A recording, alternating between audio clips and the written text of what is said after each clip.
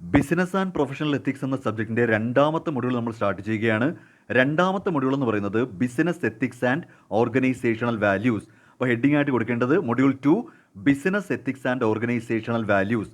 ഇവിടെ ഈ രണ്ടാമത്തെ മൊഡ്യൂൾ എന്ന് പറയുന്നത് പ്രധാനമായിട്ടും നമ്മുടെ സിലബസ് അനുസരിച്ച് 5 യൂണിറ്റ് ആയിട്ടാണ് തിരിച്ചിരിക്കുന്നത്. ഓക്കെ, അപ്പോൾ നമ്മുടെ സിലബസ് എന്ന് പറയുന്നത് ഓരോ മൊഡ്യൂളിനകത്തും പല പല യൂണിറ്റ്സ് ആണ്.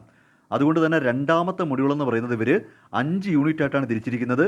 അതിൽ ഒന്നാമത്തെ യൂണിറ്റ് എന്ന് പറഞ്ഞാൽ ഇൻട്രൊഡക്ഷൻ ടു ബിസിനസ് എത്തിക്സ് ആണ്. പിന്നീട് values and morals in management ഉണ്ട്, formulating corporate code of ethics, marketing ethics and consumer rights ഉണ്ട്. അവസാനമായിട്ട് ethical issues in HRM and ethics in finance and investment. ഇങ്ങനെ 5 യൂണിറ്റ് ആയിട്ടാണ് ഈ രണ്ടാമത്തെ മൊഡ്യൂൾ പഠിക്കേണ്ടത്. ഓക്കെ, അപ്പോൾ സെക്കൻഡ് മൊഡ്യൂളിൻ്റെ ഒന്നാമത്തെ യൂണിറ്റാണ് നമ്മൾ ഡിസ്കസ് ചെയ്യാൻ പോകുന്നത്. സോ നിങ്ങളുടെ ഹെഡിങ് എന്ന് പറയുമ്പോൾ മൊഡ്യൂളിൻ്റെ പേര് ഇങ്ങനെയാണ്, business ethics and organisational values. ശരിക്കും പറഞ്ഞാൽ നമ്മുടെ സബ്ജക്റ്റിൻ്റെ പേരുണ്ടല്ലോ, ബിസിനസ് ആൻഡ് പ്രൊഫഷണൽ എത്തിക്സ്. ശരിക്കും സബ്ജക്റ്റിൻ്റെ പേര് ഈ രണ്ടാമത്തെ മൊഡ്യൂൾ തൊട്ടാണ് കറക്റ്റായിട്ട് പഠിച്ചു വരുന്നത്. നമ്മൾ ഈ ഒന്നാമത്തെ മൊഡ്യൂളിൽ പഠിച്ചിരിക്കുന്നത് ബിസിനസ്സിൻ്റെ കാര്യങ്ങളൊന്നും അല്ല. ഒന്നാമത്തെ മൊഡ്യൂൾ എന്ന് പറയുന്നത് ഓവറോൾ ഈ ലോകത്തുള്ള എല്ലാ മനുഷ്യർക്കും ഉണ്ടായിരിക്കേണ്ട എത്തിക്സും മോറൽസും വാല്യൂസും ഒക്കെയാണ്. കാര്യം ഈ മനുഷ്യരാണല്ലോ നാളെ ബിസിനസ്സുകാരായിട്ട് മാറുന്നത്. അപ്പോൾ ഒന്നാമത്തെ മൊഡ്യൂൾ എന്ന് പറയുന്നത് ജനറൽ മൊഡ്യൂളായിരുന്നു. അപ്പോൾ ഫസ്റ്റ് മൊഡ്യൂൾ എന്ന് പറയുമ്പോൾ അവിടെ ബിസിനസ്സിനെ പറ്റിയോ പ്രൊഫഷനെ പറ്റിയോ ഓർഗനൈസേഷനെ പറ്റിയോ അങ്ങനെ ഒന്നുമല്ല പറഞ്ഞിരിക്കുന്നത്. ഒന്നാമത്തെ മൊഡ്യൂൾ ഹ്യൂമൻ വാല്യൂസ് ആയിരുന്നു. ലോകത്തുള്ള എല്ലാ മനുഷ്യർക്കും കൃത്യമായിട്ട് അവർക്ക് ഈ പറയുന്ന എത്തിക്സ് ഉണ്ടായിരിക്കണം, ഇൻറ്റഗ്രിറ്റി ഉണ്ടായിരിക്കണം, മോറൽസ് ആൻഡ് വാല്യൂസ് ഉണ്ടായിരിക്കണം. കാര്യം ഈ മനുഷ്യരാണ് പിന്നീട് ഈ പറയുന്ന ബിസിനസ്സിലോട്ട് വരുന്നത്. അപ്പോൾ ഫസ്റ്റ് മൊഡ്യൂളിൻ്റെ ആവശ്യം എന്ന് പറയുന്നത് അതൊരു ജനറൽ മൊഡ്യൂളാണ്. ബിസിനസ് എന്ന് പറയുന്നത് ആളുകളാണല്ലോ നടത്തുന്നത്. അപ്പോൾ ഈ ലോകത്തുള്ള എല്ലാ ആളുകളെ സംബന്ധിച്ചും അവർക്ക് നല്ല പർട്ടിക്കുലറായിട്ട് കുറേ ക്വാളിറ്റീസ് ഉണ്ടായിരിക്കണം എന്ന രീതിയിലാണ് ഈ സിലബസ് ഇട്ടയാൾ ഒന്നാമത്തെ മൊഡ്യൂൾ കോമൺ ആയിട്ട് മനുഷ്യരെ പറ്റി പഠിക്കാം, പ്യുവർ സൈക്കോളജി. ഓക്കെ, ഇനി നമുക്ക് രണ്ടാമത്തെ മൊഡ്യൂൾ തൊട്ടാണ് ശരിക്കും പറഞ്ഞാൽ ഈ സബ്ജക്റ്റിലോട്ട് കയറി വരുന്നത്. അപ്പോൾ ഒന്നാമത്തെ മൊഡ്യൂൾ എന്ന് പറയുന്നത് കോമൺ മാനെ സംബന്ധിച്ചാണ്. ഈ ലോകത്തുള്ള എല്ലാ ആളുകൾക്കും മോറൽസ് ഉണ്ടായിരിക്കണം, വാല്യൂസ് ഉണ്ടായിരിക്കണം, എത്തിക്സ് ഉണ്ടായിരിക്കണം, ഇൻറ്റഗ്രിറ്റി ഉണ്ടായിരിക്കണം എന്ന രീതിയിലാണ് സിലബസ് വന്നിരിക്കുന്നത്. ഇനി നമുക്ക് ഓരോന്നായിട്ട്, അതായത് ബിസിനസ് എത്തിക്സിനെ പറ്റി പഠിക്കണം, മാനേജ്മെൻറ്റിൻ്റെ മോറൽസിനെ പറ്റി പഠിക്കണം, കൺസ്യൂമർ റൈറ്റ്സിനെ പറ്റി പഠിക്കണം, ഫിനാൻസ് ആൻഡ് ഇൻവെസ്റ്റ്മെൻറ്റ് എത്തിക്സിനെ പറ്റി പഠിക്കണം. ഇനി താഴോട്ട് പോകുമ്പോൾ നമ്മുടെ കൃത്യമായിട്ട് ബിസിനസ്സും പ്രൊഫഷനും തന്നെ വരും. ഓക്കെ, സോ നമ്മളിപ്പോൾ ഡീൽ ചെയ്യുന്നത് രണ്ടാമത്തെ മൊഡ്യൂളിൻ്റെ ഫസ്റ്റ് യൂണിറ്റാണ്. എന്താണ് ബിസിനസ് എത്തിക്സ്? നമ്മൾ അവിടുന്ന് പഠിച്ചു തുടങ്ങണം. അപ്പോൾ ഏറ്റവും ബേസിക്കലി എന്താണ് ബിസിനസ് എത്തിക്സ്? നോക്കൂ, എത്തിക്സ് എന്ന് ഉദ്ദേശിക്കുന്നത് തന്നെ what is right and what is wrong എന്നാണ്. ഒരു ബിസിനസ്സിനെ സംബന്ധിച്ച് ബിസിനസ് എത്തിക്സ് എന്ന് പറഞ്ഞാൽ ഒരു ബിസിനസ്സിനകത്തുള്ള വ്യക്തികളാകാം, അല്ലെങ്കിൽ ആ ഓർഗനൈസേഷൻ ആവാം, അവരെങ്ങനെയാണ് ബിഹേവ് ചെയ്യേണ്ടത്. അപ്പോൾ അവരുടെ ബിഹേവിയറിനെ ഗൈഡ് ചെയ്യുന്ന മോറൽ പ്രിൻസിപ്പിൾസ് ആൻഡ് വാല്യൂസിനെയാണ് നമ്മൾ ബിസിനസ് എത്തിക്സ് എന്ന് വിളിക്കുന്നത്. ഓക്കെ, എന്താണ് ശരി എന്താണ് തെറ്റെന്ന് കൃത്യമായിട്ട് ആളുകൾ തിരിച്ചറിയണം. അത് ആ ഓർഗനൈസേഷനിൽ അപ്ലൈ ചെയ്തിട്ട് ആസ് എ ബിസിനസ് ആ ബിസിനസ് എപ്പോഴും ശരി മാത്രമേ ചെയ്യാവൂ. ഇതാണ് ശരിക്കും പറഞ്ഞാൽ ബിസിനസ് എത്തിക്സ് എന്ന് പറയുന്നത്. ഓക്കെ, അപ്പോൾ business ethics refers to the moral principles and values that guide the behaviour of individuals and organisation in the business world എന്നാണ്. ഒരു ബിസിനസ്സിനകത്തുള്ള വ്യക്തികളെയും ആ ബിസിനസ് സ്ഥാപനം ആസ് എ ഹോൾ ഏത് രീതിയിൽ കൃത്യമായിട്ട് ബിഹേവ് ചെയ്യണം, എന്തൊക്കെയാണ് ശരി എന്തൊക്കെയാണ് തെറ്റ്, എന്താണ് ഫെയർ എന്താണ് അൺഫെയർ തുടങ്ങിയ കാര്യങ്ങൾ കൃത്യമായിട്ട് എങ്ങനെയാണ് ഗൈഡ് ചെയ്യേണ്ടത്, അത്തരം കാര്യങ്ങളെയാണ് നമ്മൾ ബേസിക്കലി ബിസിനസ് എത്തിക്സ് എന്ന് വിളിക്കുന്നത്. ഓക്കെ, അപ്പം മെയിനായിട്ട് ഇത്രയേ ഉള്ളൂ. ഒരു കാര്യം മോറലി കറക്റ്റ് ആയിരിക്കണം. ഒരു ബിസിനസ് ചെയ്യുന്ന കാര്യങ്ങളെല്ലാം സൊസൈറ്റിക്ക് ഗുണമുള്ളതായിരിക്കണം. ഉറപ്പായിട്ടും അത് മോറലി കറക്റ്റ് ആയിരിക്കണം. ഇപ്പോൾ എക്സാമ്പിളായിട്ട് ഒരു നല്ല ബിസിനസ് എത്തിക്സ് എന്ന് പറഞ്ഞാൽ ബിസിനസ് നഷ്ടത്തിലാകുമെന്ന് അറിഞ്ഞിട്ട് പോലും ഗവൺമെൻറ് ഒഫീഷ്യൽസിന് കൈക്കൂലി കൊടുത്ത് ഒരു കോൺട്രാക്റ്റ് സ്വന്തമാക്കാൻ ശ്രമിക്കുന്നില്ല. അതൊരു നല്ല ബിസിനസ് എത്തിക്സ് ആണ്. അതായത് വേണമെങ്കിൽ ചില ഉദ്യോഗസ്ഥന്മാരെയൊക്കെ ചാക്കിട്ട് പിടിച്ച് അവർക്ക് കൃത്യമായിട്ട് കൈക്കൂലിയൊക്കെ കൊടുത്തു കഴിഞ്ഞാൽ നമുക്ക് വേണമെങ്കിൽ ഒരു കോൺട്രാക്റ്റ് സ്വന്തമാക്കാം. പക്ഷെ നമ്മൾ അങ്ങനെ ചെയ്യുന്നില്ല. അങ്ങനെ ചെയ്യുന്നില്ല എന്നത് ഒരു നല്ല എത്തിക്സിൻ്റെ എക്സാമ്പിളാണ്. ഓക്കെ, ഇനി മറ്റൊരു എക്സാമ്പിൾ എന്ന് പറയുന്നത് ഇപ്പോൾ ഈ പറയുന്ന ലൈഫ് സേവിങ് ഡ്രഗ്സുകൾ. ഇപ്പോൾ നമ്മൾ ഈ കോവിഡ് സമയത്തൊക്കെ ഒരുപാട് മരുന്നുകൾ ആവശ്യമായിട്ട് വരും. ഓക്കെ, അല്ലെങ്കിൽ എന്തോ ആയിക്കോട്ടെ, ഏറ്റവും അത്യാവശ്യമായിട്ട് വരുന്ന മരുന്നുകളെന്ന് പറയുമ്പോൾ എത്ര വില കൂട്ടിയാലും നമ്മൾ വാങ്ങേണ്ടി വരും. ഓട്ടോമാറ്റിക്കലി ആ ഫാർമസ്യൂട്ടിക്കൽ കമ്പനിക്ക് ലൈഫ് സേവിങ് ഡ്രഗുകളൊക്കെ വേണമെങ്കിൽ വില കൂട്ടി വിൽക്കാം. ഇവിടെ അവർ ചെയ്യുന്നത് എന്താണെന്ന് വെച്ചാൽ ലോവർ പ്രൈസിന് വിറ്റാലും ലാഭമാണ്, എന്നിട്ടും അവർ മനഃപൂർവ്വം ഹൈ പ്രൈസിൽ വെച്ചാൽ അവർ ഈ എത്തിക്കൽ സ്റ്റാൻഡേർഡ് കീപ്പ് ചെയ്യുന്നില്ല. അപ്പോൾ അവർ ബിസിനസ് എത്തിക്സിനെതിരാണ്. ബേസിക്കലി ഇതൊന്നും കൊണ്ടുപോയി കേസ് കൊടുക്കാൻ പറ്റത്തില്ല. ഇപ്പോൾ ഒരു ഫാർമസ്യൂട്ടിക്കൽ കമ്പനി ഒരു മരുന്ന് കണ്ടുപിടിച്ചു, അത് കൃത്യമായിട്ടൊരു ലൈഫ് സേവിങ് ഡ്രഗാണ്, 20 രൂപയ്ക്ക് വിറ്റാലും അവർക്ക് ലാഭമാണ്. ആ മരുന്ന് ഒരു ടാബ്ലറ്റ് 20 രൂപയ്ക്ക് വിറ്റാലും അവർക്ക് നല്ല ലാഭമാണ്. പക്ഷേ ഇത് ലൈഫ് സേവിങ് ഡ്രഗ് ആയതുകൊണ്ട് ഇവന്മാർ ഇത് 50 രൂപയ്ക്കാണ് വിൽക്കുന്നത്. നമുക്ക് അവർക്കെതിരെ കേസ് കൊടുക്കാനൊന്നും പറ്റില്ല, അവരുടെ മരുന്നാണ്, അവരുടെ ഇഷ്ടപ്പെട്ട വില. അപ്പോൾ പലപ്പോഴും ഈ എത്തിക്സ് എന്ന് പറയുന്നത് ലോയുമായിട്ട് റിലേറ്റ് ചെയ്തതല്ല. എത്തിക്സ് കീപ്പ് ചെയ്തില്ല എന്ന് കരുതി പലപ്പോഴും കേസ് എടുക്കാനൊന്നും പറ്റത്തില്ല. പല സാഹചര്യങ്ങളിലും എത്തിക്സ് എന്ന് പറയുമ്പോൾ അത് ആ ആളങ്ങ് ചെയ്യേണ്ടതാണ്. ഇപ്പോൾ ഞാൻ എക്സാമ്പിൾ പറഞ്ഞാൽ, ഈ ലൈഫ് സേവിങ് ഡ്രഗ് എത്ര രൂപയ്ക്ക് വേണമെങ്കിലും ഇവർക്ക് വിൽക്കാം. അവരുടെ കമ്പനി, അവർ കണ്ടുപിടിച്ച മരുന്ന് അവരുടെ ഇഷ്ടത്തിന് വിൽക്കാം. ഓക്കെ, ഇപ്പം നമ്മൾ കണ്ടുപിടിച്ചൊരു പ്രോഡക്റ്റ് നമുക്ക് വേണമെങ്കിൽ വില കൂട്ടി വിൽക്കാം. പക്ഷേ എത്ര വില കൂട്ടി വിറ്റാലും ആൾക്കാർക്ക് അത് വാങ്ങിയേ പറ്റൂ. കാര്യം അതൊരു ലൈഫ് സേവിങ് ഡ്രഗാണ്. ഡ്രഗ് എന്ന് ഉദ്ദേശിക്കുന്ന മരുന്നെന്നാണ്. പലരും തെറ്റിദ്ധരിക്കുന്ന ഈ ഡ്രഗ്സ് എന്ന വാക്ക് മോശമായിട്ടാണ്. ഒരിക്കലുമല്ല. ഡ്രഗ്സ് എന്ന വാക്കിൻ്റെ അർത്ഥം യഥാർത്ഥത്തിൽ മരുന്നെന്നേ ഉള്ളൂ. ഈ ഡ്രഗ്സ് പിടിച്ചു എന്നൊക്കെ പറഞ്ഞു കഴിഞ്ഞാൽ ഡ്രഗ്സ് എന്ന് പറഞ്ഞാൽ വേറെ മീനിങ് ഒന്നുമില്ല. മരുന്നിനും ഡ്രഗ്സ് എന്ന് തന്നെയാണ് പറയുന്നത്. ഓക്കെ, ഇപ്പോൾ ഒരു തെറ്റിദ്ധാരണ വരരുത്. ലൈഫ് സേവിങ് ഡ്രഗോ, നമ്മൾ ഈ ഡ്രഗ്സ് എന്ന് കേൾക്കുന്നത് കൂടുതലായിട്ട് നെഗറ്റീവായിട്ടാണെങ്കിലും ഇംഗ്ലീഷിൽ ഡ്രഗ്സ് എന്ന് പറഞ്ഞാൽ മരുന്ന് എന്നൊരു മീനിങ് മാത്രമേ ഉള്ളൂ. ഓക്കെ, അപ്പോൾ എക്സാമ്പിൾ ഇതാണ്. ഈ കമ്പനി കണ്ടുപിടിച്ച മരുന്ന് എത്ര വില കൂട്ടി വിറ്റാലും ആൾക്കാർ വാങ്ങുമെന്ന് അവന്മാർക്ക് അറിയാം. പക്ഷേ അതൊരു ലോ പ്രൈസിന് വിറ്റാലും ലാഭമാണ്. 20 രൂപയ്ക്ക് വിറ്റാലും നല്ല ലാഭം കിട്ടും. എന്നിട്ട് ഇവന്മാർ 50 രൂപയ്ക്ക് വിൽക്കുന്നതെന്ന് പറഞ്ഞാൽ അത് ഒരു എത്തിക്കൽ വാല്യൂസിന് നിരക്കാത്തതാണ്. അപ്പോൾ ബേസിക്കലി ഇതാണ് ബിസിനസ് എത്തിക്സ് എന്ന് പറയുന്നത്. What is right and what is wrong എന്ന് മനസ്സിലാക്കുക. എന്നിട്ട് സൊസൈറ്റിക്ക് നല്ലതെന്ന് തോന്നുന്ന കാര്യങ്ങൾ മാത്രം ചെയ്യാൻ നോക്കുക. എല്ലാ ബിസിനസ്സും ഇങ്ങനെ ആണെന്നൊന്നും ഞാൻ പറയത്തില്ല. പക്ഷേ ബേസിക്കലി ഇതിനെയാണ് നമ്മൾ ബിസിനസ് എത്തിക്സ് എന്ന് വിളിക്കുന്നത്. ഓക്കെ, സൊസൈറ്റിക്ക് ബെനിഫിഷ്യൽ ആകുന്ന രീതിയിൽ നമ്മുടെ ബിസിനസ് ഓപ്പറേറ്റ് ചെയ്യേണ്ടത് സൊസൈറ്റിക്ക് ബെനിഫിഷ്യൽ ആകുന്ന രീതിയിലായിരിക്കണം.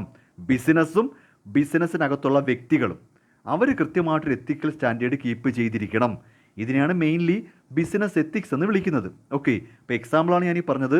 ഒന്നാമത്തെ നല്ല എത്തിക്സ് ആണ്, നഷ്ടമാണെങ്കിലും സാരമില്ല, നമ്മൾ ആർക്കും കൈക്കൂലി കൊടുത്ത് ഒരു കോൺട്രാക്റ്റ് അടിച്ചു മാറ്റത്തില്ല. അതൊരു നല്ല എത്തിക്സ് ആണ്. ഓക്കെ, വില കുറച്ച് വിറ്റാലും ലാഭമാണ്. വില കുറച്ച് വിറ്റാലും ലാഭമാണെന്ന് അറിഞ്ഞിട്ടും ഒരു ലൈഫ് സേവിങ് ഡ്രഗ് ഇവർ മനഃപൂർവ്വം ഹൈ പ്രൈസിന് വിൽക്കുന്നു എന്ന് പറഞ്ഞാൽ അതൊരു എത്തിക്കൽ സ്റ്റാൻഡേർഡ് അനുസരിച്ച് അത് അത്ര ശരിയായ കാര്യമല്ല. ഇതൊക്കെയാണ് മെയിൻലി ബിസിനസ് എത്തിക്സിൻ്റെ എക്സാമ്പിൾസ്. ഓക്കെ, ഇനി പറയുന്നത് ഫീച്ചേഴ്സാണ്. ഈ ബിസിനസ് എത്തിക്സിൻ്റെ ഫീച്ചേഴ്സ്, ഒന്ന് യൂണിവേഴ്സൽ പ്രിൻസിപ്പിളാണ്. എന്ന് പറഞ്ഞാൽ ഒരു പെർട്ടിക്കുലർ ബിസിനസ്സിന് വേണ്ടിയോ ഒരു പെർട്ടിക്കുലർ ഇൻഡസ്ട്രിക്ക് വേണ്ടിയോ ചില പ്രത്യേകതരം ബിസിനസ്സിന് വേണ്ടിയോ ചില പ്രത്യേക ലൊക്കേഷനുള്ള ബിസിനസ്സിന് വേണ്ടിയോ മാത്രമല്ല എത്തിക്സ്. ഈ ലോകത്തുള്ള എല്ലാ ബിസിനസ്സുകളും എത്തിക്സ് കീപ്പ് ചെയ്തിരിക്കണം. അതാണ് യൂണിവേഴ്സൽ പ്രിൻസിപ്പിളാണ്. ബിസിനസ് എത്തിക്സ് എന്ന് പറഞ്ഞാൽ ഒരു രാജ്യത്തെയോ ഒരു ബിസിനസ്സിൻ്റെയോ ഒരു ഇൻഡസ്ട്രിയുടെയോ മാത്രം കാര്യമല്ല. ഈ ലോകത്തുള്ള എല്ലാ ബിസിനസ്സും, അതാണ് യൂണിവേഴ്സൽ. ഈ ലോകത്തുള്ള എല്ലാ ബിസിനസ്സും കൃത്യമായിട്ട് ബിസിനസ് എത്തിക്സ് കീപ്പ് ചെയ്യപ്പെട്ടിരിക്കണം. രണ്ട്, ഇത് വാല്യൂ ബേസ്ഡ് ആണ്. അതായത് ഓണസ്റ്റി, ഫെയർനെസ്, റെസ്പെക്റ്റ്, ഇതിൻ്റെ എല്ലാം ബേസിലാണ് ഈ പറയുന്ന എത്തിക്സ് തീരുമാനിക്കുന്നത്. നമ്മൾ കൃത്യമായിട്ട് സത്യസന്ധരായിരിക്കണം, ഫെയർ ആയിരിക്കണം, ന്യായമായിരിക്കണം, ബഹുമാനി എന്ന രീതിയിൽ ഈ വാല്യൂ ബേസ്ഡ് ആണ് എത്തിക്സ് എന്ന് പറയുന്നത്. നമ്മുടെ ഫസ്റ്റ് മൊഡ്യൂളിൽ തന്നെ പറഞ്ഞു വാല്യൂസ് എന്തൊക്കെയാണെന്ന്. ആസ് എ ഹ്യൂമൻ ബീയിങ് ഇപ്പോൾ വില നിശ്ചയിക്കുന്ന ആരാ? ബിസിനസ്സിൻ്റെ ഓണർ ആയിരിക്കും. ആ ബിസിനസ്സിൻ്റെ ഓണർ ഓണസ്റ്റിയും ഫെയർനെസ്സും ഒക്കെ ഉള്ള ആളാണെങ്കിൽ അയാൾ തീരുമാനിക്കും, എന്തായാലും എൻ്റെ മരുന്ന് 20 രൂപയ്ക്ക് കൊടുത്താലും ലാഭമാണ്, എന്തിനാ വെറുതെ ജനങ്ങളെ പിഴിയുന്നത്. കാര്യം ഞാൻ എന്ന വ്യക്തി ഒരു സത്യസന്ധനാണെങ്കിൽ ഞാൻ റൺ ചെയ്യുന്ന ബിസിനസ്സും സത്യസന്ധമായിട്ട് പോകും. അതാണ് ഈ ഫസ്റ്റ് മൊഡ്യൂളിൻ്റെ ഉദ്ദേശം. ഇത് ചുമ്മാ അങ്ങിട്ട സിലബസ് അല്ല.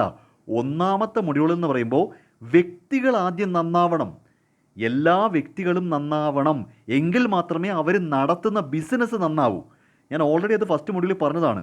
ഒരു മോശം വ്യക്തി നടത്തുന്ന ബിസിനസ്സും മോശമായിരിക്കും. കാര്യം അയാളാണല്ലോ തീരുമാനങ്ങൾ എടുക്കുന്നത്. ഓക്കെ, അപ്പോൾ തീർച്ചയായിട്ടും ഈ ബിസിനസ് നടത്തുന്നയാൾക്ക് ഈ വാല്യൂസ് എല്ലാം ഉണ്ടാവണം. ആ വാല്യൂസിൻ്റെ ബേസിലാണ് ഈ പറയുന്ന ബിസിനസ് എത്തിക്സ് തീരുമാനിക്കുന്നത്. മറ്റൊരു പ്രധാനപ്പെട്ട ഫീച്ചർ എന്നത് ഡൈനാമിക് ആണ്. ഡൈനാമിക് എന്ന് പറഞ്ഞാൽ ഈ ബിസിനസ് എത്തിക്സ് എന്താണെന്നുള്ളത് ചിലപ്പോൾ മാറ്റങ്ങൾ സംഭവിക്കാം. ഞാൻ ഒരു ഉദാഹരണം പറഞ്ഞുതരാം.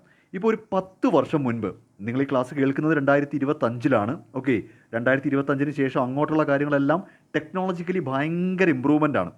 അപ്പോൾ ഒരു 10 വർഷം മുൻപ് ഒരു 10 വർഷം മുൻപ് ഇപ്പം ഒരു ബിസിനസ്സിൽ ഒരു എത്തിക്കായിട്ട് പറയുവാണ്, നിങ്ങൾ ഒരു കാരണവശാലും മൊബൈൽ ഫോൺ യൂസ് ചെയ്യരുത്. ഒരു 10 വർഷം മുൻപത്തെ കാര്യമാണ് പറയുന്നത്. കാര്യം അന്ന് അത് പറ്റും. കാര്യം അന്ന് ഈ പറയുന്ന സ്മാർട്ട് ഫോൺ 10 അടി ഒരു 20 കൊല്ലം ഇരിക്കട്ടെ, 10 കൊല്ലം മുമ്പൊക്കെ സ്മാർട്ട് ഫോൺ ഉണ്ട്. ഒരു 20 വർഷം മുമ്പ്, അതായത് 2005 2004 ആ ഒരു കാലഘട്ടം, ഒരു 2005 ആ സമയത്ത് നമുക്ക് വേണമെങ്കിൽ സ്മാർട്ട് ഫോൺ പോലും ഇല്ല, സാധാരണ ഫോണേ ഉള്ളൂ. ഓക്കെ, അന്ന് മൊബൈൽ ഫോണൊക്കെ വേണമെങ്കിൽ റെസ്ട്രിക്റ്റ് ചെയ്യാം. നിങ്ങൾ ജോലി സമയത്ത് ഫോൺ യൂസ് ചെയ്യുന്നത് എത്തിക്കൽ സ്റ്റാൻഡേർഡിന് എതിരാണെന്ന് വേണമെങ്കിൽ പറയാം.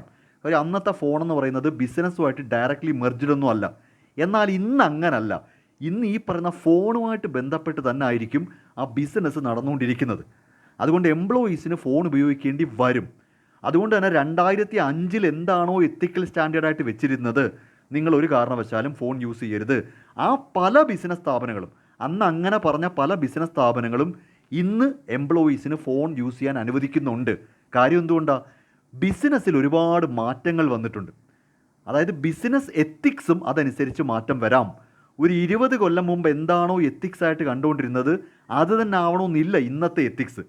ഡൈനാമിക് എന്ന വാക്കിൻ്റെ അർത്ഥം അതാണ്, ചേഞ്ചബിൾ ആണ്. ഓക്കെ, ഇനി വോളണ്ടറി കംപ്ലൈൻസ്.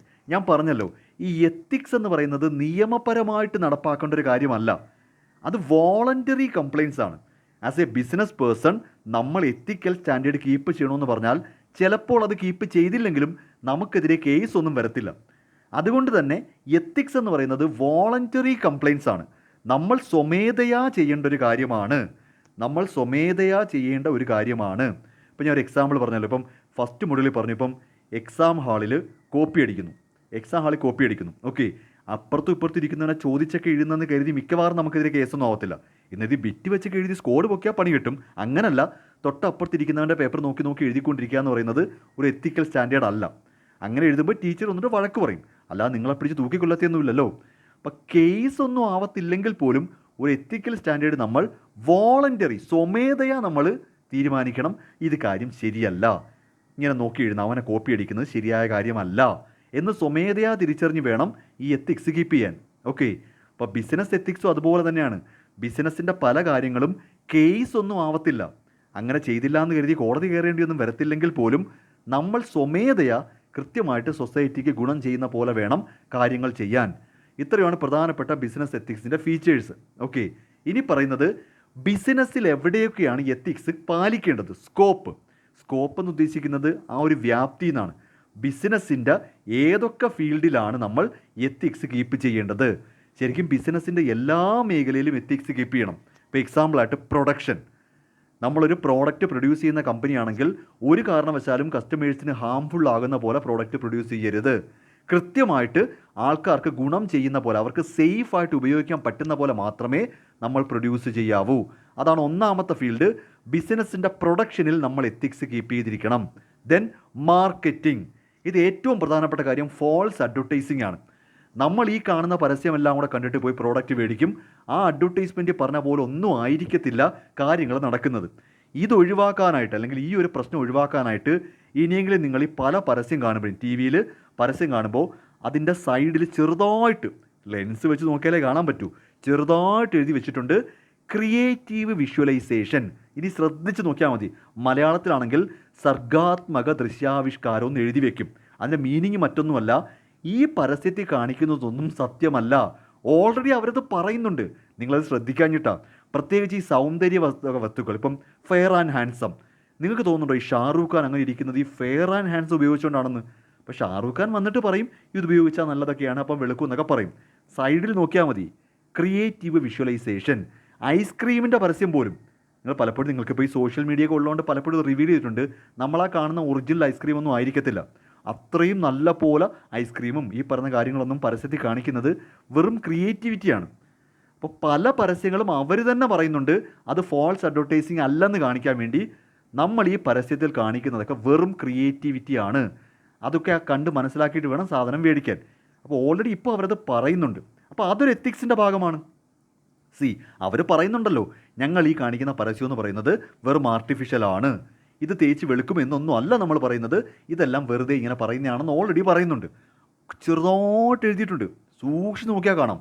എന്നിട്ടും നമ്മൾ പോയി സാധനം മേടിക്കുന്നത് നമ്മുടെ കുറ്റമാണ്. അപ്പോൾ ശരിക്കും പറഞ്ഞാൽ അതൊരു എത്തിക്സിൻ്റെ ഭാഗമാണ്. മാർക്കറ്റിംഗ് എത്തിക്സിൻ്റെ ഭാഗമാണ്. അവരെന്തെങ്കിലും കള്ളത്തരം കാണിക്കുന്നതെന്ന് ഇനി പറയാൻ പറ്റത്തില്ല. അവർ ഓൾറെഡി പറയുന്നുണ്ടല്ലോ ഈ പരസ്യം സത്യമല്ല. നിങ്ങൾ വേണമെങ്കിൽ ഇനി ശ്രദ്ധിച്ച് നോക്കിയാൽ മതി. പലപ്പോഴും ഇത് ബ്യൂട്ടി പ്രോഡക്ട്സിനകത്തൊക്കെ വരുന്നത്. നമ്മളിത് കാണാതെയാണ് പോയി ക്രീമൊക്കെ മേടിച്ച് വെളുക്കും നേരിച്ചെടുത്ത് തേക്കും. അവർ തന്നെ പറയുന്നുണ്ട് ഇത് തേച്ചാൽ വെളുക്കത്തെയൊന്നും ഇല്ലെന്ന്. ഓക്കെ, പിന്നീട് അടുത്ത അപ്പോൾ മാർക്കറ്റിങ്ങുമായിട്ട് ബന്ധപ്പെട്ട് എത്തിക്സ് കീപ്പ് ചെയ്യണം. ഹ്യൂമൻ റിസോഴ്സ്, ആൾക്കാരെ കൃത്യമായിട്ട് ജോലി ചെയ്യിപ്പിക്കുമ്പോൾ സേഫ് വർക്കിംഗ് കണ്ടീഷൻ ആയിരിക്കണം, ഫെയർ വേജസ് എല്ലാം കൊടുക്കണം. എംപ്ലോയീസിനിട്ട് പണിയരുത്. എംപ്ലോയീസിന് കൃത്യമായിട്ട് നല്ല വർക്കിംഗ് കണ്ടീഷൻ കൊടുക്കണം, കൃത്യമായിട്ട് ശമ്പളം കൊടുത്തിരിക്കണം. ദെൻ ഫിനാൻസ്, സാമ്പത്തിക തട്ടിപ്പൊന്നും നടത്തരുത്. അതായത് ഈ ഫിനാൻഷ്യൽ റിപ്പോർട്ടിംഗ് എല്ലാം കൃത്യമായിട്ട് ട്രാൻസ്പെറൻ്റ് ആയിരിക്കണം, യാതൊരു കള്ളത്തരങ്ങളും കണക്കിൽ കാണിക്കരുത്. ലാസ്റ്റ് വൺ, എൻവയോൺമെൻറ്റിന് ദോഷം ചെയ്യുന്ന യാതൊരു കാര്യങ്ങളും, ഈ വേസ്റ്റ് ഡിസ്പോസൽ പോലെയുള്ള കാര്യങ്ങൾ എന്ത് തന്നെ ആയിക്കോട്ടെ, അത് എൻവയോൺമെൻറ്റിന് ദോഷം വരുത്തരുത്. അപ്പോൾ പ്രധാനമായിട്ടും നമ്മൾ എത്തിക്സ് കീപ്പ് ചെയ്യേണ്ടുന്നത് പ്രൊഡക്ഷനിൽ എത്തിക്സ് കീപ്പ് ചെയ്യണം, then marketing, human resource, finance, then all over എൻവയോൺമെൻറ്റിന് ദോഷമൊന്നും വരുത്തരുത്. ഓക്കെ, അപ്പോൾ പ്രധാനമായിട്ട് ഞാൻ പറയുവാണ് എത്തിക്സ് എന്ന് പറയുമ്പോൾ ഈ ഫീൽഡിലെല്ലാം ബിസിനസ് എത്തിക്സ് കീപ്പ് ചെയ്യപ്പെട്ടിരിക്കണം. ദെൻ ഒബ്ജക്റ്റീവ്സും അഡ്വാൻറ്റേജും എല്ലാം ഏതാണ്ട് ഒരുപോലെ തന്നെ വരും. ഒബ്ജക്റ്റീവ്സ് എന്ന് പറയുമ്പോൾ ബിൽഡിംഗ് ട്രസ്റ്റ്, ഈ പറയുന്ന ബിസിനസ്സിനോട് ആൾക്കാർക്കൊരു വിശ്വാസം ഉണ്ടാവണമെങ്കിൽ നമ്മൾ എത്തിക്കലായിരിക്കണം. എൻഹാൻസ് റെപ്യൂട്ടേഷൻ, ബിസിനസ്സിൻ്റെ ഗുഡ് വിൽ കൂട്ടാൻ സഹായകമാകും. എൻഷുർ ഫെയർനെസ്, അതായത് നമ്മൾ എംപ്ലോയീസിനെയോ കസ്റ്റമേഴ്സിനെയോ എൻവയോൺമെൻറ്റിനെയോ ഒന്നും എക്സ്പ്ലോയിറ്റ് ചെയ്യുന്നില്ല എന്നുണ്ടെങ്കിൽ നമ്മുടെ ബിസിനസ് ന്യായമാണെന്ന് ആൾക്കാർക്ക് തോന്നും. ഏറ്റവും അവസാനം കുറേ ലീഗൽ പെനാൽറ്റീസ് ഒഴിവാകും. പല കാര്യങ്ങളും എത്തിക്സ് കീപ്പ് ചെയ്തില്ലെങ്കിൽ, ഇപ്പോൾ എക്സാമ്പിളായിട്ട് ഇപ്പം നല്ല വെളിച്ചെണ്ണ, നല്ല എണ്ണയിലല്ല പാചകം ചെയ്യുന്നതെങ്കിൽ അത് കേസാണ്. അത് എത്തിക്സ് മാത്രമല്ല, അത് എത്തിക്സുമാണ്. ശുദ്ധമായ വെളിച്ചെണ്ണയിൽ, ശുദ്ധമായ ഓയിലിൽ നമ്മൾ കൃത്യമായിട്ട് കുക്ക് ചെയ്യണം എന്നത് എത്തിക്സിൻ്റെ ഭാഗമാണ്. പക്ഷേ അത് പാലിച്ചില്ലെന്നുണ്ടെങ്കിൽ നമുക്കെതിരെ പെനാൽറ്റിയും വരും. അപ്പോൾ പലപ്പോഴും ബിസിനസ് എത്തിക്സ് പാലിച്ചില്ല എന്നുണ്ടെങ്കിൽ ചില സാഹചര്യങ്ങളിൽ നമുക്ക് ഈ പറയുന്ന നിയമപരമായിട്ടുള്ള നടപടി ഉണ്ടാവും. അപ്പോൾ അതെല്ലാം ഒഴിവാക്കാനായിട്ട് ബിസിനസ് എത്തിക്സ് കീപ്പ് ചെയ്യേണ്ടുന്ന ആവശ്യമുണ്ട്. ഓക്കെ, അതാണ് ഒബ്ജക്റ്റീവ്സ്. ഇനി നമ്മൾ പഠിക്കുന്നത് അഡ്വാൻറ്റേജസ്. ഓൾറെഡി പറഞ്ഞ പോലെയൊക്കെ തന്നെ ഈ പറഞ്ഞ കണക്ക് തന്നെ ഇംപ്രൂവ്ഡ് ഡിസിഷൻ മേക്കിംഗ്, അതായത് ബിസിനസ് കറക്റ്റായിട്ട് എത്തിക്കൽ വാല്യൂസ് കീപ്പ് ചെയ്യുന്നുണ്ടെങ്കിൽ എംപ്ലോയീസിനെ സംബന്ധിച്ച് അവർ ഓക്കെ ആയിരിക്കും. അതായത് ഈ എത്തിക്കൽ കൺസിഡറേഷൻ എല്ലാം കീപ്പ് ചെയ്യുന്നുണ്ടെങ്കിൽ ഡിസിഷൻ മേക്കിംഗ് ഓക്കെ ആയിരിക്കും എന്ന് പറയാൻ കാര്യം, ബിസിനസ് അൺഎത്തിക്കലായിട്ട് ഒന്നും ചെയ്യുന്നില്ലെങ്കിൽ അവിടെ ഒരു കൺഫ്യൂഷൻ വരത്തില്ല. ഇപ്പോൾ എല്ലാ ദിവസവും ഒരു ഹോട്ടലുകാരൻ, ഒരു മുതലാളി പറയുവാണ് എല്ലാ ദിവസവും നമ്മൾ ഓയിൽ മാറ്റി പുതിയ ഓയിൽ ഉപയോഗിച്ചിരിക്കണം. അത് എത്തിക്സിൻ്റെ ഭാഗമാണെങ്കിൽ ഓരോ ദിവസവും പിന്നെ ആ ഡിസിഷൻ മേക്കിംഗ് വേണ്ടി വരത്തില്ല. എല്ലാ ദിവസവും എംപ്ലോയീസ് വന്നിട്ട് തലേന്നത്തെ എണ്ണ എടുത്ത് കളഞ്ഞ് എല്ലാ ദിവസവും നമ്മൾ എത്തിക്കലി എണ്ണ മാറ്റി മാറ്റി ഉപയോഗിക്കണം എന്നാണെങ്കിൽ ആ ഡിസിഷൻ മേക്കിംഗ് കൂടെ എംപ്ലോയീസിനോട് പറയേണ്ടടോ. ബിസിനസ് എല്ലാ അർത്ഥത്തിലും എത്തിക്സ് കീപ്പ് ചെയ്യുന്നുണ്ടെങ്കിൽ ആ തീരുമാനങ്ങൾ കൂടെ മാറ്റേണ്ടി വരത്തില്ല. പക്ഷെ മുതലാളി പറയുവാണ് അതെ എല്ലാ ദിവസവും എണ്ണ മാറ്റിയെന്ന് വേണ്ട കേട്ടോ, കുറച്ച് ദിവസം പോട്ടെ എന്ന് പറയുമ്പോൾ ഓരോ ദിവസവും എംപ്ലോയി ചോദിക്കും, സാറേ നാളെ എണ്ണ മാറ്റണോ, നോക്കട്ടെ, നാളെ വേണ്ട, മറ്റന്നാൾ നാളെ എണ്ണ, ഇത് ഓരോ ദിവസവും ചോദിക്കേണ്ടി വരും. ഞാൻ ഒരു എക്സാമ്പിൾ മാത്രമാണ് പറഞ്ഞത്. അപ്പോൾ പ്യുവർലി എത്തിക്സ് കീപ്പ് ചെയ്യുന്ന ബിസിനസ് എന്ന് പറഞ്ഞാൽ അവരുടെ ഡിസിഷൻസ് എല്ലാം പെർമനൻ്റ് ആയിരിക്കും. നിങ്ങൾ ഇങ്ങനെ അങ്ങ് ചെയ്താൽ മതി. ഓക്കെ, അപ്പം ഡിസിഷൻ മേക്കിംഗ് ഇമ്പ്രൂവ്മെൻ്റ് ആണ്. മറ്റൊന്ന് ലോങ് ടേം സക്സസ്, സത്യസന്ധമായ കാര്യമാണ്.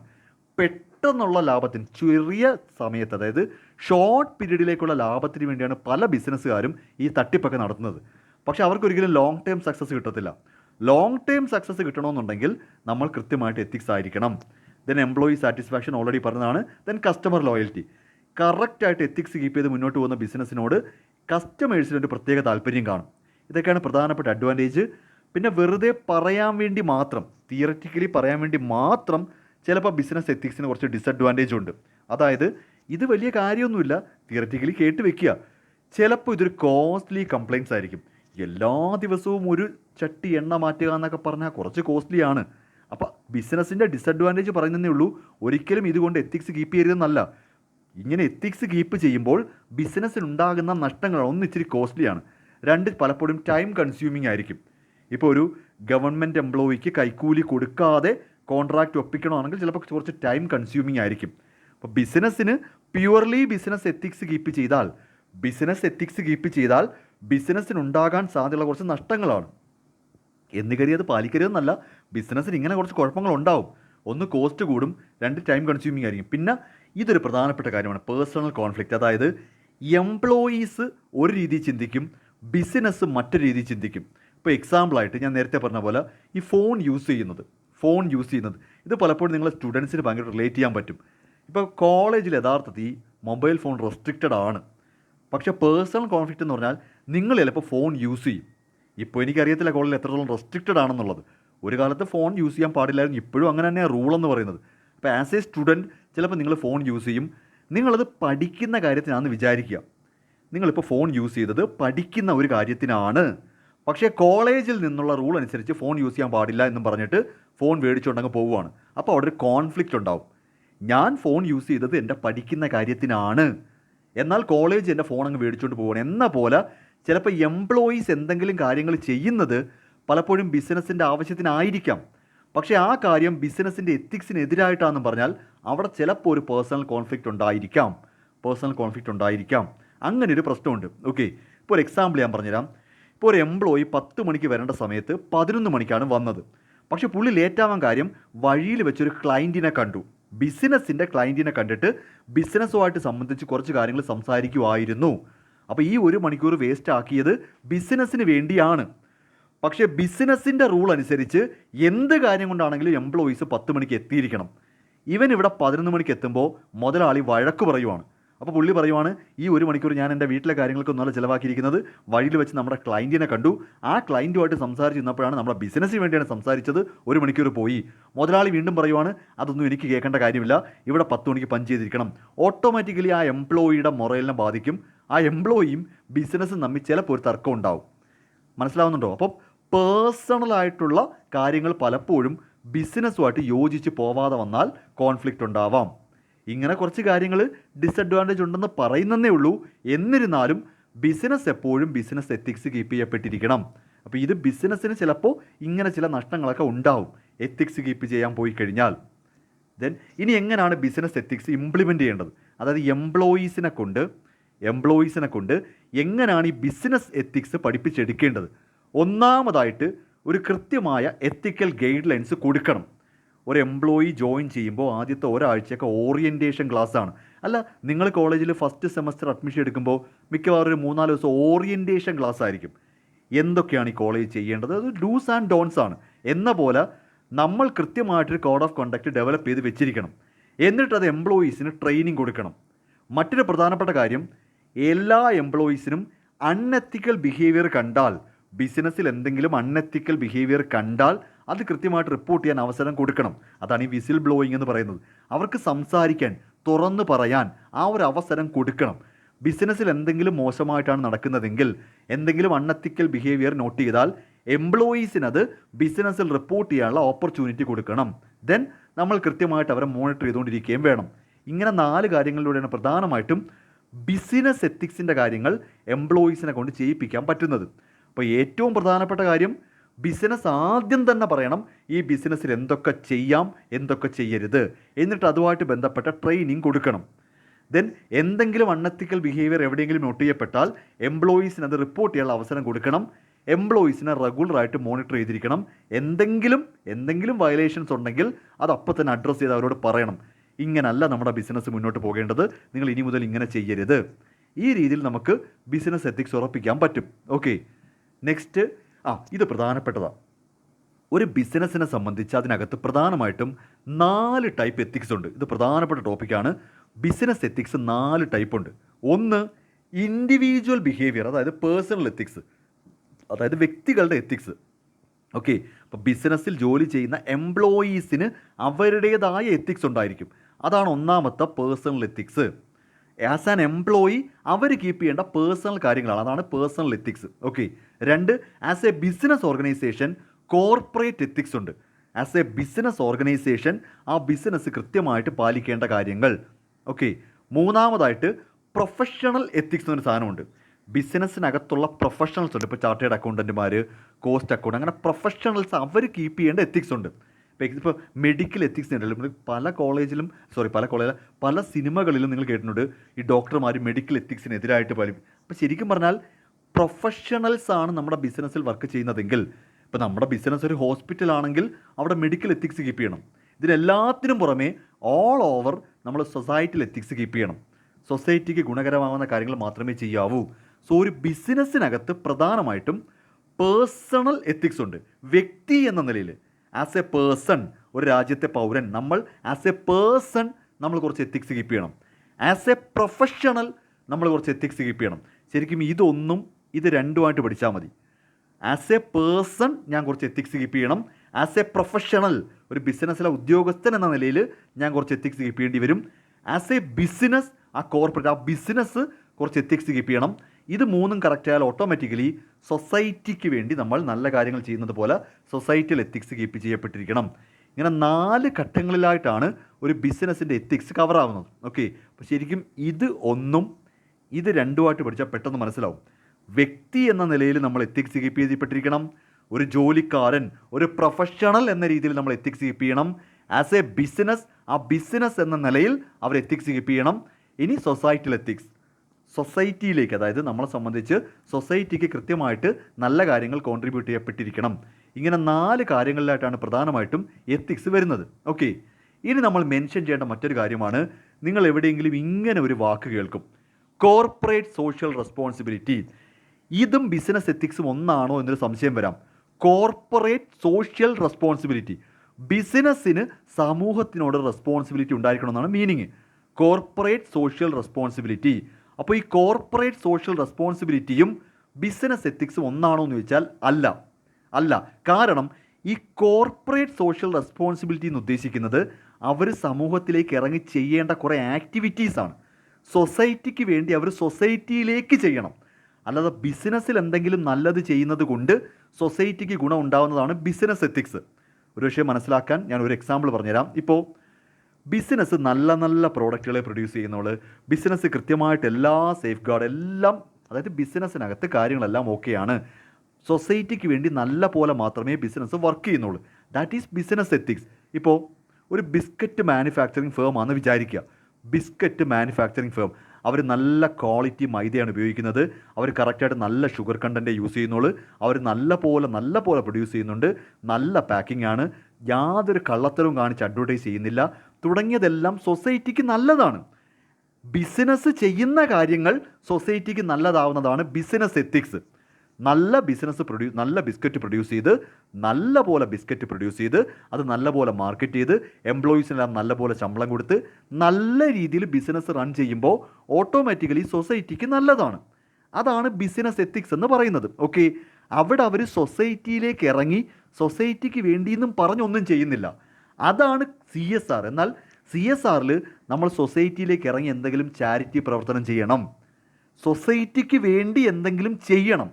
നമ്മൾ നല്ലപോലെ ബിസിനസ് നടത്തുന്നു എന്നതല്ല, ആ ബിസിനസ്സിൻ്റെ പൈസ ഉപയോഗിച്ച് നമ്മൾ സൊസൈറ്റിക്ക് എന്തെങ്കിലും ചെയ്തു കൊടുക്കണം, ചാരിറ്റി പ്രവർത്തനം ചെയ്യണം, സൊസൈറ്റിയിലേക്ക് എന്തെങ്കിലും. അതായത് ഈ പറയുന്ന കണക്ക് ഇപ്പോൾ ഏതെങ്കിലുമൊക്കെ ഇപ്പം ഫ്ലഡ് ഉണ്ടായി അല്ലെങ്കിൽ എർത്തുകയൊക്കെ ഉണ്ടായി, അവിടേക്കൊക്കെ ബിസിനസ്സുകാർ പണം കോൺട്രിബ്യൂട്ട് ചെയ്യത്തില്ലേ, സംഭാവന കൊടുക്കത്തില്ലേ, അതെല്ലാം CSRൻ്റെ ഭാഗമാണ്. സൊസൈറ്റിയിലേക്ക് എന്തെങ്കിലും ഡയറക്റ്റായിട്ട് അവർ ചെയ്യണം.